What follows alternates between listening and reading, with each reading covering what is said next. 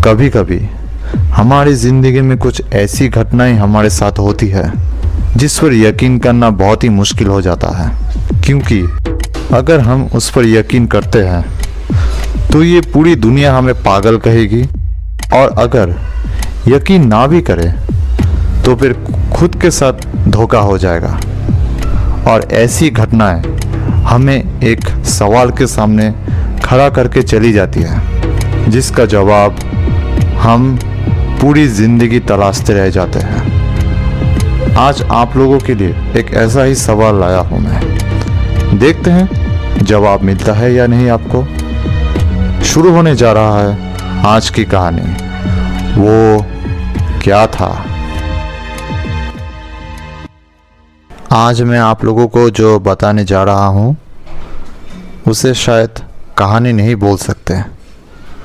कहानी और सच, इसके बीच में अगर कुछ है तो वो कह सकते हो।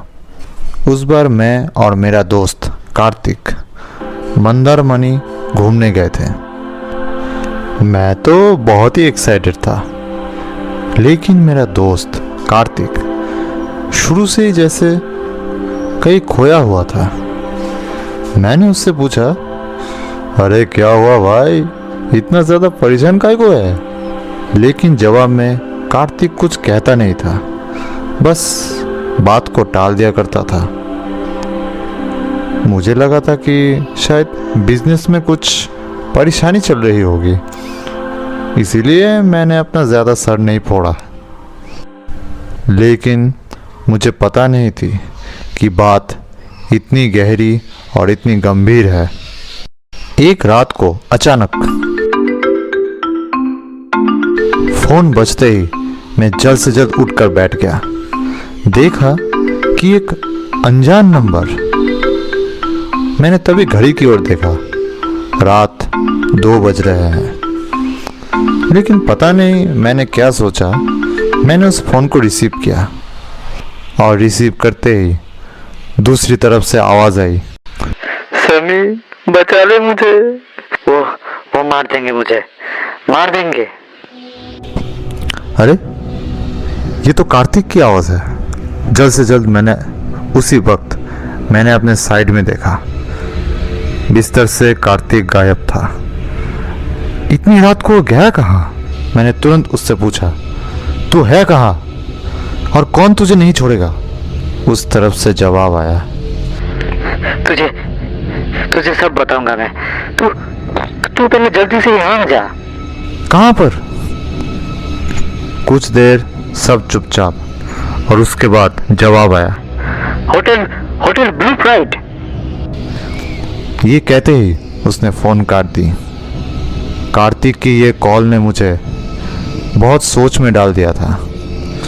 पहले तो मुझे लगा कि ये शायद कोई प्रैंक कॉल होगी, लेकिन वो आवाज तो कार्तिक की ही थी। कहीं सच में वो मुसीबत में तो नहीं है? मैंने और कुछ नहीं सोचा, जल्द से जल्द गूगल मैप खोली और होटल ब्लू प्राइड नाम लिख के सर्च किया। मैप में दिखा रहा था ये होटल करीब यहाँ से 1 किलोमीटर दूरी पर है, इसीलिए ज़्यादा वक्त मैंने नहीं गवाया और निकल पड़ा। लेकिन जाते जाते मुझे ऐसा लग रहा था कि कहीं पर कुछ तो गड़बड़ है। पता नहीं, मुझे कुछ अजीब सा लग रहा है, लेकिन क्यों मुझे ऐसा लग रहा है समझ नहीं पा रहा था। ये सब सोचते सोचते मैं उस लोकेशन पर जा पहुंचा। अरे ये मैं कहाँ आ गया? चारों तरफ टूटे फूटे पुराना घर, और उसी की एक कोने में रोशनी जल रही थी। मैं उसी रोशनी को देखकर उसी तरफ आगे बढ़ने लगा। थोड़ा सा आगे बढ़कर मैंने देखा कि एक छोटा सा होटल, और उसके ऊपर लिखा हुआ था होटल ब्लू प्राइड। किसी और वक्त होता तो मैं इसके अंदर घुसने के बारे में सोचता भी नहीं। लेकिन उस वक्त हालात कुछ और ही था। थोड़ा इधर उधर देखकर अंदर गया, लेकिन अंदर जाकर मुझे कोई नहीं दिखा। कार्तिक का नाम पुकारकर इधर उधर मैं उसे बुलाने लगा, कार्तिक, कार्तिक, लेकिन कोई जवाब नहीं आया।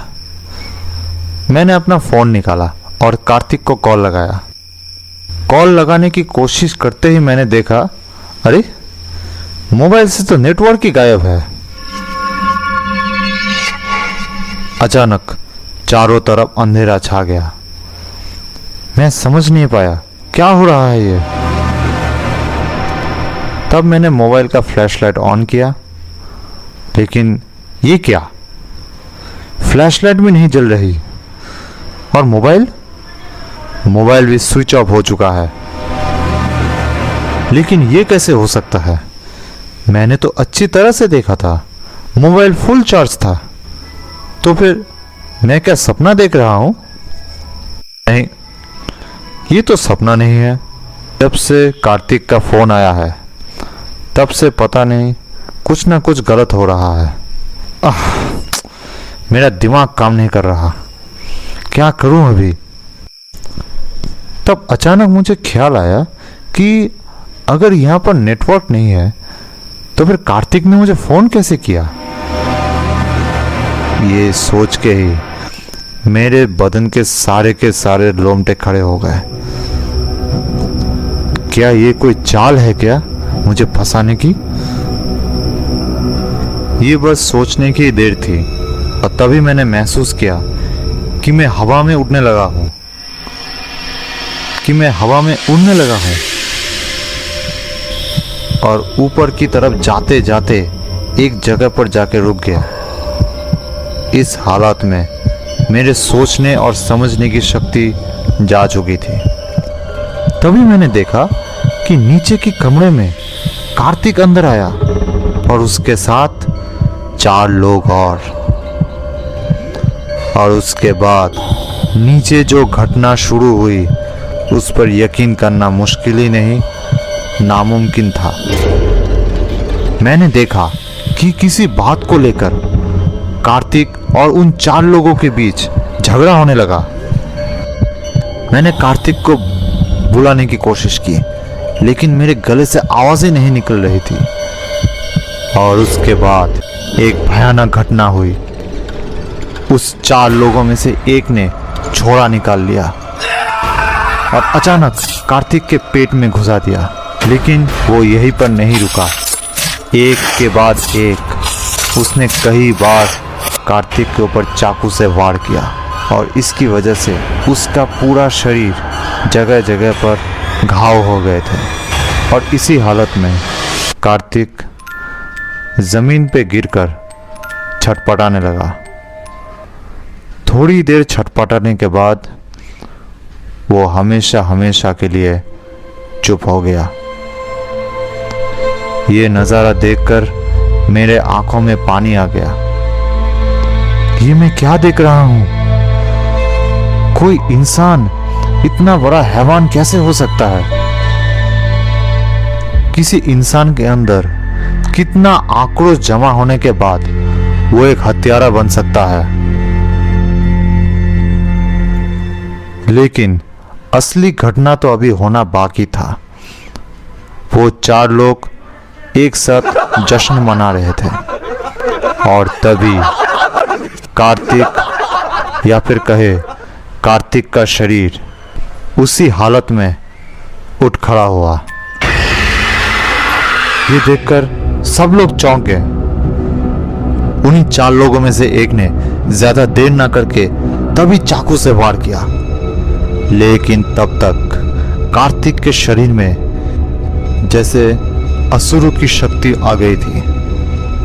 उसने बहुत आसानी से उस आदमी को पकड़ा और उसे बहुत बेरहमी से मार डाला। बाकी तीनों के साथ भी कुछ ज्यादा अलग नहीं हुआ। उन सबका सीना चीरकर उसने मार डाला। उसी वक्त मैंने अपनी आंखें बंद कर ली और आंखें खोलते ही मैंने देखा चारों तरफ अंधेरा। आंखों के सामने ये सब भयानक घटना देखने के बाद मेरी हालत तो जैसे खस्ता हो गई थी। मुझे लग रहा था जैसे मैं पागल हो जाऊंगा। क्या करूं कुछ समझ में नहीं आ रहा था। और तभी एक बहुत ही जोर का हवा का झोंका आया और मुझे उड़ाकर घर के बाहर ले जाकर पटक दिया। और उसके बाद वहां से मैं कैसे अपने होटल में वापस आया था ये तो ऊपर वाला ही जानता है। उसके बाद और मुझे कुछ याद नहीं। जब मुझे होश आया तब मैं होटल के बिस्तर पर सोया हुआ हूं। जल्द से जल्द मैं उठकर बैठ गया और देखा कार्तिक नहीं है वहां। इस हालत में मैं बैठा नहीं रह सका।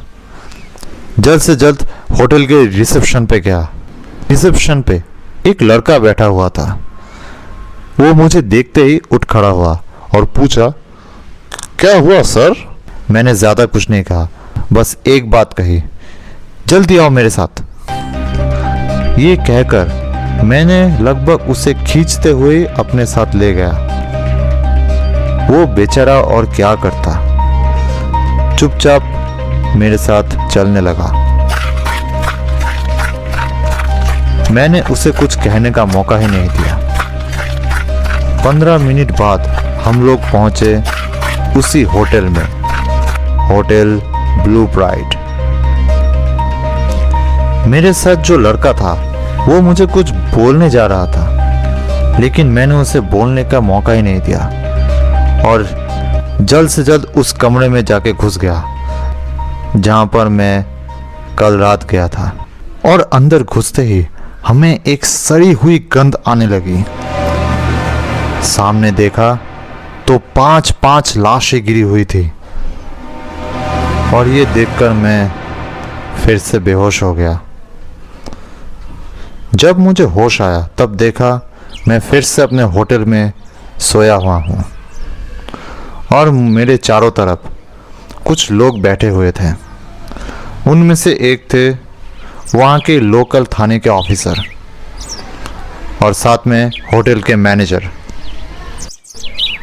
मैनेजर ने कहा, एक बहुत ही भयानक घटना हो चुकी है सर। आपके दोस्त को किसी ने बहुत बेरहमी से मार दिया है। ऑफिसर ने कहा, हाँ, जहाँ तक मेरा अनुमान है बाकी 4 लोगों की लाश भी जरूर मिलेगी। उन्हीं 4 लोगों ने मिलकर कार्तिक जी को मारा है, लेकिन ये समझ में नहीं आ रहा कि उन 4 लोगों को किसने मारा। घाव देखकर तो ऐसा लग रहा है जैसे किसी जंगली जानवर ने मारा हो। खैर, हमारा अनुमान है कि किसी बिजनेस के मामले में इन लोगों के बीच में कोई बहस हुई थी। उसी वजह से कार्तिक जी को अपनी जान गंवानी पड़ी। लेकिन समी जी, एक बात बताइए, आपको कैसे पता चला इस जगह के बारे में? आपको कैसे पता चला कि कहां पर खून हुआ है? मैंने कहा, कुछ नहीं। मैंने कल रात नींद में एक सपना देखा था। उसी में मैंने देखा था कार्तिक को वहां जाते हुए। बस इतना कह के मैं चुप हो गया। मैंने अपनी आगे की कहानी किसी को नहीं बताई। ये पूरी घटना मेरे अंदर ही रह गई। पता है, आज भी किसी को पता नहीं चली कि किसने उन 4 लोगों को मारा था और शायद कभी पता चल भी नहीं पाएगी। लेकिन आज भी जब मुझे उस भयानक रात के बारे में याद आती है, मेरे पूरे शरीर का खून ठंडा हो जाता है और दिल में और दिमाग में बस एक ही सवाल आता है, क्या इस दुनिया में सच में कुछ ऐसा है जो कि हमारे समझ से और हमारे साइंस से बिल्कुल परे है?